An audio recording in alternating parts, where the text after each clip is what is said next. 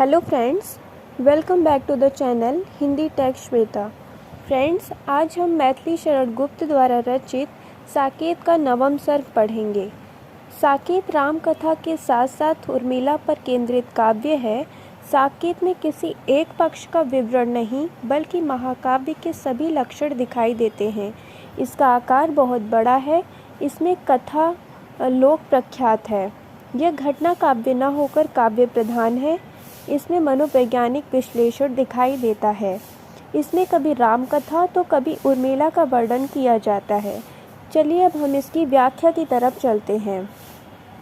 दो वंशों में प्रकट करके पावनी लोकलीला, 100 पुत्रों से अधिक जिनकी पुत्रियां पूतशीला, त्यागी भी है शरण जिनके जो अनासक्त गेही, राजा योगी जय जनक वे पुण्य देही विदेही। चलिए अब हम इसके शब्दार्थ को देखते हैं। पूतशीला का अर्थ होता है पवित्र, अनासक्त का अर्थ होता है शक्तिहीन, गेही का अर्थ होता है गृहस्थी, पुण्य देही का अर्थ होता है पुण्य शरीर वाले, विदेही का अर्थ होता है संसार विषयों से विमुख। चलिए अब इसकी व्याख्या देखते हैं। इस पंक्ति में राजा जनक के विलक्षण गुणों का वर्णन करते हुए कवि ने कहा है कि राजा जनक की जय हो, जिन्होंने अपनी पवित्र लीला से रघु और निमि दोनों वंश में प्रकट करके इन्हें गौरवान्वित किया है। अर्थात इस वंश के पुत्रियां 100 पुत्रों को समान उनके गौरव को बढ़ाने वाली हैं। त्यागी पुरुष भी जिनके शरण में आकर आश्रय लेते हैं, जो अशक्ति होकर भी गृहस्थ धर्म का पालन करने वाले हैं, राजा होकर भी योगी हैं, अत्यंत धर्मात्मा हैं और सांसारिक विषयों से विमुख हैं। यहाँ पर 100 पुत्रों की तुलना उनकी पुत्रियों से की गई है। इसमें विरक्ति, विरोधाभास, श्लेष और यमक अलंकार है। चलिए अब हम अपने दूसरे पद्य की तरफ चलते हैं। विफल जीवन व्यर्थ बहा बहा, सरस जो दो पद भी न हुए हहा, कठिन है कविते तुम भूमि ही, पर यहाँ श्रम भी सुख सा रहा। चलिए अब हम इसके शब्दार्थ को देखते हैं। विफल का अर्थ होता है असफल, बहा का अर्थ होता है व्यथित, सरस का अर्थ होता है जल, पद का अर्थ होता है पैर, तो भूमि का अर्थ होता है तुम्हारी रचना। चलिए अब इसकी व्याख्या को देखते हैं। कवि अपने दयनीय दशा पर प्रायश्चित करते हुए कहता है कि मेरा जीवन असफल हो गया है, मेरा सारा जीवन व्यर्थ हो गया है। वह दुख जताता है कि वह राम के पद अर्थात चरण की भी सेवा न कर सका। किंतु हे कविता, तुम्हारी रचना भी बहुत कठिन कार्य है, जिसमें श्रम अर्थात मेहनत भी बहुत लगती है।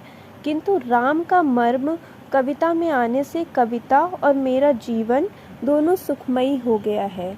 दूसरा अर्थ भी है, राम के ऊपर तो तुलसी और वाल्मीकि ने भी लिखा, किंतु उनका जीवन व्यर्थ हो गया क्योंकि उन्होंने उर्मिला को उपेक्षित कर दिया था।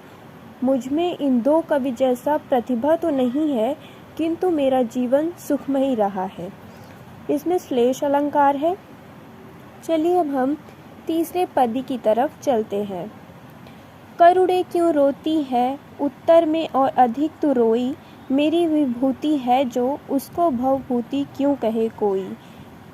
चलिए इसका शब्दार्थ देखते हैं। भवभूति का अर्थ होता है विरह वेदना और इसकी व्याख्या है।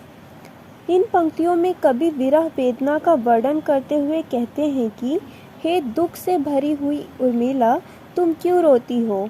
तुम कोई अबला स्त्री नहीं हो, तुम मेरी रचना में हो। तुम अब कोई वियोगिनी नहीं हो, तुम अब बिचारी भी नहीं हो। चलिए अब हम चौथे पद्य की तरफ चलते हैं। अवध को अपनाकर त्याग से वन तपोवन सा प्रभु ने किया, भरत ने उनको अनुराग से पवन में वन का व्रत लिया। चलिए अब इसकी व्याख्या देखते हैं। राम के सन्यासी बन जाने के बाद अयोध्या को त्याग दिया था, किंतु भरत ने अयोध्या में रहकर ही सन्यास ले लिया। चलिए अब हम अपने 5वें पद्य पर चलते हैं। स्वामी सहित सीता ने नंदन माना सघन गहन कानन भी, वन उर्मिला वधू ने किया उन्हीं के हितार्थ निज उपवन भी। चलिए इसकी व्याख्या देखते हैं। पहले इसके अर्थ को देख लेते हैं। स्वामी सहित का अर्थ होता है पति, नंदन का अर्थ होता है स्वर्ग, सघन गहन का अर्थ होता है भारी और भयानक, कानन का अर्थ होता है वन, हितार्थ का अर्थ होता है भलाई के लिए, अश्रु सलिल का अर्थ होता है आंसू। चलिए अब इसकी व्याख्या देखते हैं।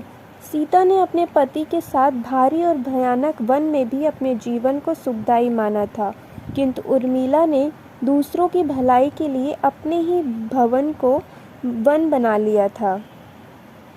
चलिए अब हम अपने अगले पद्य की तरफ चलते हैं।